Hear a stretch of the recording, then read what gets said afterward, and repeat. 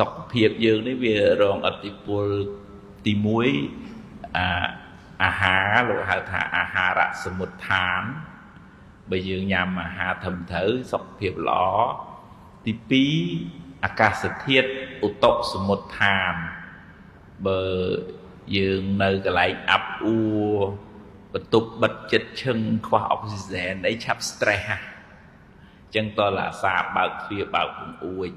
ឲ្យបានខ្យល់អាកាសត្រឹមត្រូវទី3តកតងនឹងចិត្តរបស់យើងចិត្តសមុទ្ឋានបើបុគ្គលនឹង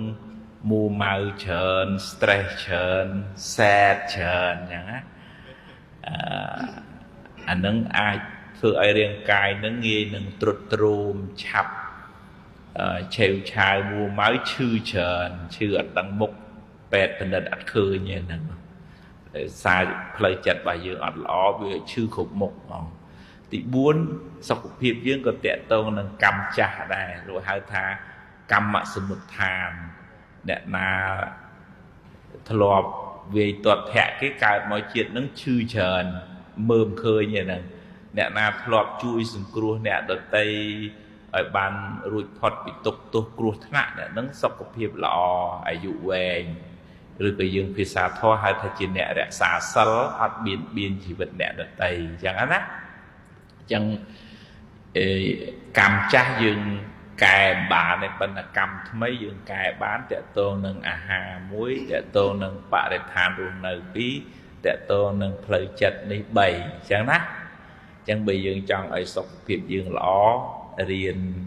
រក្សាទាំង3ហ្នឹងហើយកម្មចាស់យើងអាហ្នឹងគឺត្រូវទទួលឲ្យទោះជារត់ទៅណាក៏រត់មិនរួចដែរ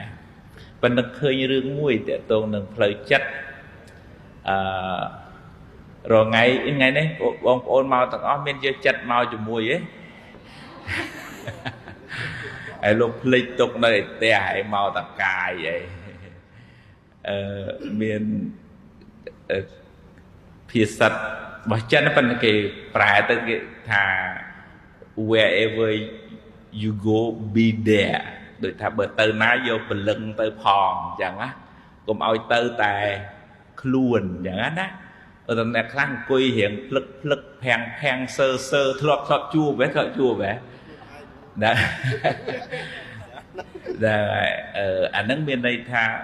បើភាសាធម៌លោកហៅថាស្មារតីអត់នៅនឹងខ្លួនកាលណាយើងបដោយចិត្តឲ្យចាក់ចេញពីខ្លួននេះយូរទៅคล้ายទៅជាមនុស្សភាំងហើយឆាប់ឆេវឆាវហើយឆាប់ stress មានរឿងអីតិចគិតតិច stress ហើយធ្វើឲ្យអាការផ្ចង់អារម្មណ៍ហ្នឹងអត់បានយូរតិចវាបែកមកអានឹងដោយសារយើងពលឹងអត់សូវនៅនឹងខ្លួននិយាយភាសាស្រួលអញ្ចឹងណាបើភាសាធម៌ហៅថាស្មារតីអត់សូវនៅនឹងខ្លួនអញ្ចឹងយើងយល់ពីអត្តន័យរបស់ចិត្តបន្តិចចិត្តន័យមួយថាតោងនៅអារម្មណ៍ក្នុងន័យអភិធម្មមានន័យថា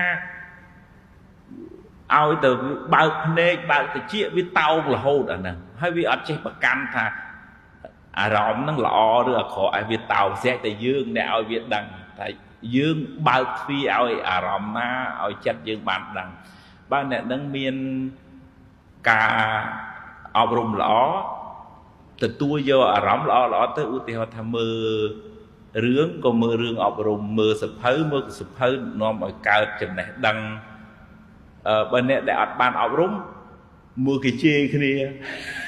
អាចិត្តក៏វាតោងដែរ